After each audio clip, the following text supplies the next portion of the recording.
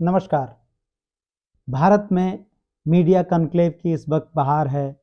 Media conclave चुनाव के ठीक पहले इसलिए किए जाते हैं ताकि चुनाव में सरकार के पक्ष में वातावरण बनाया जा सके, ताकि अपने आर्थिक हितों की पूर्ति की जा सके, ताकि लोगों को सरकार के मुताबिक ढाला जा सके।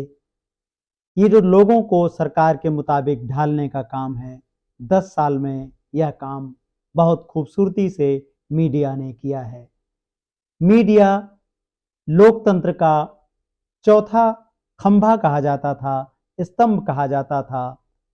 पिछले साल उसको दुकान में बदला गया और इस साल उसको बॉक्सिंग मैच में बदल दिया गया है। जी हाँ, आपने ठीक समझा। हम बात करने जा रहे हैं इंडिया टुडे के कॉन्क्लेव के बारे में।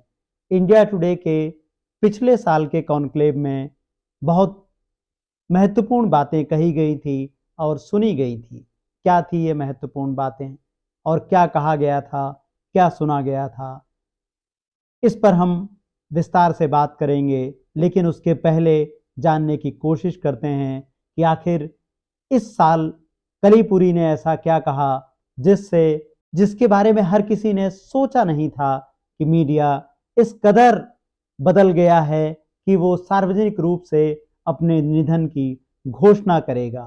यह सब काम चोरी और पर्दे के पीछे किए जाने वाले काम थे, लेकिन कलीपुरी ने जिस तरह से मीडिया कॉन्क्लेव में अपनी परिभाषाएं सामने रखी और जिस अहंकार और जिस शैली में उन्होंने मीडिया, नागरिकों और दूसरे नेताओं को संबोधित किया, वो ये बताता है कि मीडिया का अहंकार कितना बढ़ गया है। जाहिर है ये बढ़ना, क्योंकि लगातार आपके कॉन्क्लेव में खुद प्रधानमंत्री आकर बैठे रहते हैं, खुद गृह मंत्री आते हैं, खुद सत्ता का हर वो व्यक्ति आता है जिसे हिंदुस्तान का नागरिक अपना निर्माता मानता है, जिसके प्रति वो आस लगाए बैठा है। ये तमाम लोग इंडिया टुडे के कॉन्क्लेव में आते हैं। तो कलीपुरी ने क्या कहा? कलीपुरी ने कहा कि मीडिया विपक्ष की भूमिका नहीं निभाता है। आप याद कीजिए, इसके पहले आपने किस मीडिया हाउस के कर्ता धर्ता से, सूत्रधार से इस तरह की बात सुनी हो? अलग अलग स्टिंग ऑपरेशन में ये सब बातें आती रहती थी। इसके पहले एक बड़ी मीडिया कंपनी के मालिक ने कहा था कि वो खबरों के धंधे में नहीं है, वो विज्ञापन के धंधे में है। लेकिन ये सब बातें इस तरह से सामने आकर महिमा मंडित कभी नहीं की जाती थी। यह सब तो पर्दे के पीछे का खेल था। लेकिन अब मीडिया और सरकार इस तरह से मिल गए हैं कि मीडिया ने सामने आकर अपने निधन की घोषणा की है और कलीपुरी ने गौरव गान करते हुए बताया कि वो विपक्ष की भूमिका में नहीं है। कलीपुरी ने कहा कि मीडिया विपक्ष की भूमिका नहीं निभा सकता है। मीडिया असल में बॉक्सिंग मैच का ऑब्जर्वर है। अगर बॉक्सिंग मैच में कोई एक व्यक्ति कमजोर पड़ रहा हो तो आप बीच में रिंग में नहीं कूद जाते हैं। इसलिए मीडिया से विपक्ष की भूमिका निभाना असल में मीडिया के साथ अन्याय करना है, अनुचित है, अनफेयर है। कलीपुरी ने अक्षरशः यही कहा है। तो आप देखें कि कैसे लोकतंत्र के सबसे महत्वपूर्ण कड़ी को कलीपुरी ने भरे सभागार में उनके सामने, जिन्हें आप प्रबुद्ध नागरिक कहते हैं, जिन्हें आप देश का कर्ता धर्ता मानते हैं, उनके सामने मीडिया ने विपक्ष होने से इनकार कर दिया है। मीडिया का विपक्ष होने से इनकार करना असल में नागरिकों का साथी होने से इनकार करना है, नागरिकों के पक्ष में खड़े होने से इनकार करना है। कलीपुरी ने जो कुछ कहा, क्या वो अनायास है? क्या उसकी अपेक्षा नहीं थी? नहीं, ऐसा नहीं है कि अपेक्षा नहीं थी, क्योंकि पिछले साल अरुण पुरी ने क्या कहा था? पिछले साल अरुण पुरी ने प्रधानमंत्री से कहा था, आपके आने के बाद हमारे पास कुछ काम ही नहीं बचा। आपके आने से सब कुछ बड़ा सहज हो चला है और हमारी दुकान नहीं चल रही है। जी हाँ, अरुण पुरी ने कहा था कि आपके आने के बाद हमारी दुकान चलनी बंद हो गई है, जिसके जवाब में प्रधानमंत्री ने कहा था, आइए मैं आपकी दुकान चला देता हूं। इसका पूरा जिक्र आप मेरी इस किताब में पढ़ सकते हैं, जिसमें मीडिया के हिस्से में बहुत विस्तार से हमने बताया है कि मीडिया कहां से कहां पहुंच गया है। आप किताब में देख सकते हैं, पढ़ सकते हैं। मीडिया के हिस्से में किताब का 7वां खंड है मीडिया, और इसका पहला अध्याय है आपकी दुकान मैं चलाता हूं। पेज नंबर 387 में आप पूरी कहानी पढ़ सकते हैं। तो आप समझने की कोशिश करें कि कैसे अरुण पुरी ने पिछले साल कहा था कि हमारी दुकान आप चलाइए, और वो दुकान अब आकर के बॉक्सिंग रिंग में बदल दी गई है। कलीपुरी यही नहीं रुकी। कलीपुरी ने क्या कहा, समझने की कोशिश करें। कलीपुरी ने कहा कि यहाँ प्रधानमंत्री हैं, यहाँ गृह मंत्री आए थे, और हम तो केवल ऑब्जर्वर हैं। जो कुछ घट रहा है वो हम बता सकते हैं, लेकिन विपक्ष की भूमिका की उम्मीद करना हमारे साथ अन्याय है।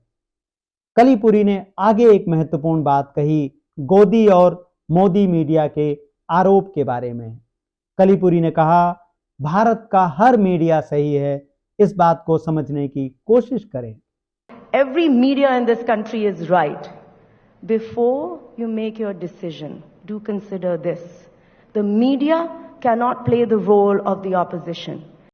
कलीपुरी ने केवल इंडिया टुडे का बचाव नहीं किया, कलीपुरी सारे मीडिया के समर्थन में उतर आईं। उन्होंने कहा, गोदी मीडिया और मोदी मीडिया के आरोप सही नहीं हैं, भारत का हर मीडिया सही है। तो कलीपुरी उस मीडिया की वकालत कर रही हैं, अपने मीडिया चैनलों की असफलता को छुपाते हुए, जिस मीडिया ने पिछले 10 सालों में लोकतंत्र की हत्या में सबसे प्रमुख भूमिका निभाई है। आखिर इंडिया टुडे को यह सब क्यों कहना पड़ रहा है?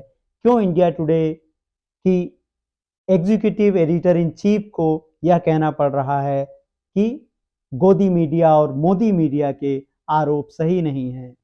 ध्यान दीजिए, अरुण पुरी ने मीडिया कॉन्क्लेव में जब दुकान की बात कही और उस दुकान को कलीपुरी बॉक्सिंग मैच तक ले आई, तो इस पूरी प्रक्रिया के बीच में बहुत कुछ घटा है।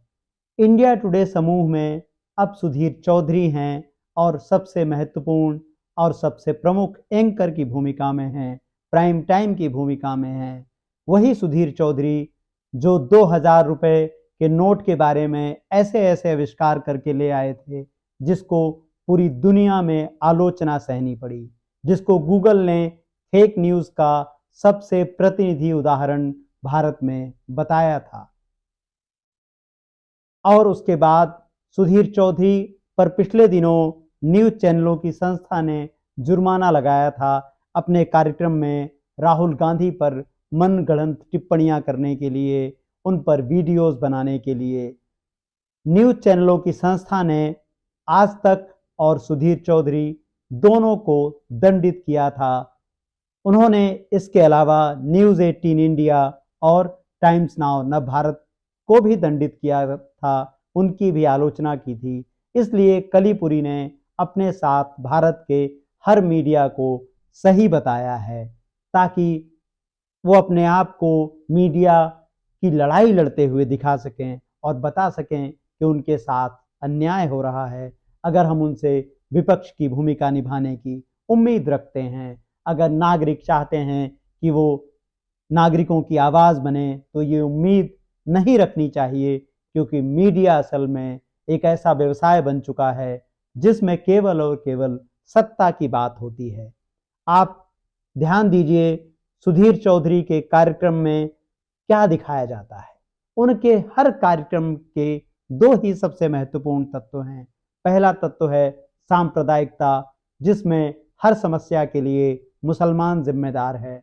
दूसरा, सरकार की हर सफलता के लिए प्रधानमंत्री मोदी जिम्मेदार हैं, लेकिन सरकार की विफलताओं के लिए जनता जिम्मेदार है। आपको याद होगा गुजरात में पुल टूटा था और उस पुल टूटने में बहुत से लोगों की जान चली गई थी। तब सुधीर चौधरी ने अपने वीडियो संदेश में कहा था कि ये जनता पुल पर क्यों जाती है। उन्होंने कभी यह सवाल नहीं उठाया कि जनता लगातार मोदी को वोट क्यों देती है। कलीपुरी ने अपने इस भाषण में टीम में असहमतियों की बात की, कैसे उनकी टीम काम करती है इसके बारे में बात करते हुए बताया कि उनके लिए यह एक फन जॉब है।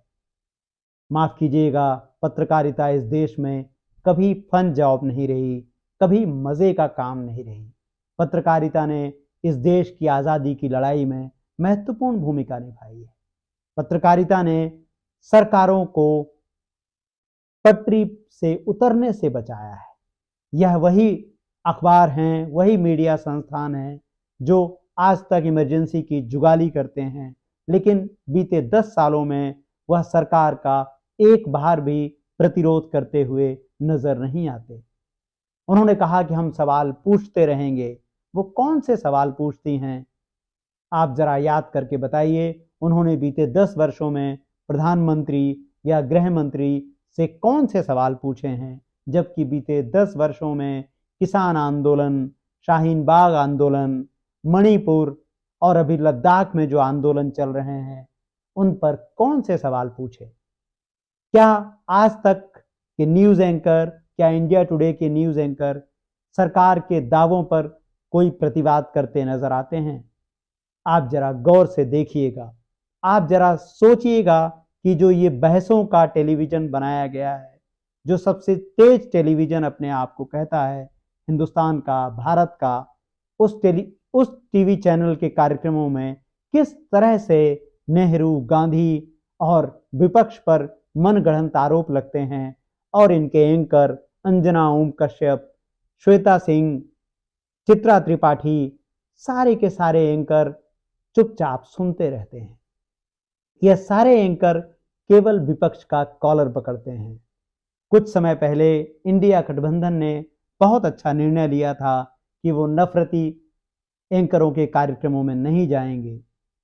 हमें नहीं मालूम किस वजह से इस निर्णय को पलट दिया गया, लेकिन इन कार्यक्रमों में जाना निश्चित रूप से नागरिकों का अपमान है, विपक्ष का अपमान है। इसलिए विपक्ष को कलीपुरी के इस भाषण के बाद एक बार विचार करना चाहिए कि क्या इसी मीडिया के साथ वो लोकतंत्र की लड़ाई लड़ेंगे या इसी चैनल के साथ वो खड़े रहेंगे, यहाँ जाकर अपशब्दों का सामना करते रहेंगे। ये मीडिया बहसें विपक्ष के बिना कभी पूरी नहीं हो सकती। इसलिए विपक्ष एक मजबूरी है इन मीडिया कंपनियों की। कलीपुरी के भाषण को सुनिए, उनकी भाव भंगिमाओं को पकड़ने की कोशिश कीजिए, उनके भाषण के भाव को समझने की कोशिश कीजिए। आपको उसमें लोकतंत्र के प्रति हिकारत नजर आएगी, लोकतंत्र के प्रति एक किस्म की घृणा नजर आएगी, नागरिक आवाजों के प्रति आपको उदासी और एक किस्म की हिंसा नजर आएगी, जिसमें सवाल पूछने और सरकार से सवाल करने की उम्मीद रखने को नकारात्मक दृष्टिकोण से देखा जाएगा। जब मीडिया खुद यह घोषणा कर दे कि वो सरकार का हिस्सा है, तो फिर मीडिया में क्या बचता है। तो आपको यह भी पूछना चाहिए कलीपुरी से कि क्या उन्होंने कभी सुधीर चौधरी के किसी कार्यक्रम पर असहमति जताई है। कौन सी ऐसी बहस हुई है सुधीर चौधरी और उनके बीच जब लोकतंत्र पर सुधीर चौधरी ने कोई कार्यक्रम दिया हो। सुधीर चौधरी का लगभग हर कार्यक्रम एक प्रकार का दरबारी राग है, एक प्रकार का प्रशस्ति गायन है और 90% मामलों में उसमें झूठे और तथ्यहीन आंकड़ों के आधार पर एक भ्रामक रिपोर्ट दिखाने की कोशिश की जाती है। आज तक वही मीडिया कंपनी है जिसके एंकर पिछले दिनों एक शाही शादी में हाथी की खिचड़ी खाते नजर आए थे और हाथी को पिलाए जाने वाला जूस पीते नजर आए थे। कैसे उस शादी को रातों रात देश में सबसे बड़ी घटना बता दिया गया ताकि सरकार की असफलताओं से नज़र हटाई जा सके। क्या कलीपुरी ने कभी अपने संपादकीय सहयोगियों से यह सवाल किया कि ये हाथी की खिचड़ी और जूस खाने की क्या ज़रूरत है? क्या यही पत्रकारिता है? शायद कलीपुरी के लिए यही पत्रकारिता है और कलीपुरी के लिए पत्रकारिता के मायने यही हैं। इसीलिए उनको पत्रकारिता को बॉक्सिंग रिंग में बदलने में कोई परेशानी नज़र नहीं आती। कलीपुरी ने यह भी कहा कि अगर विपक्ष कमज़ोर है तो हम विपक्ष इसके लिए जिम्मेदार है, मीडिया इसके लिए जिम्मेदार नहीं है। यहाँ दर्शकों के लिए जानना ज़रूरी है कि जो ये मीडिया है इसको किस किस्म की सरकारी रियायतें मिली हुई हैं। यह बात भारत में कोई नहीं करता। ये जो मीडिया कंपनियां हैं, जो ये कॉन्क्लेव कर रहे हैं, जो नफरती चैनल हैं, आखिर इनको पैसे कौन देता है? ये जो इतने बड़े बड़े भवन नोएडा में और देश की अलग अलग शहरों में खुले हुए हैं, इतने भव्य न्यूज़ रूम बनाए गए हैं जिनमें भव्यता तो है लेकिन उनकी आत्मा मर चुकी है। उनको ये रियायतें कौन देता है?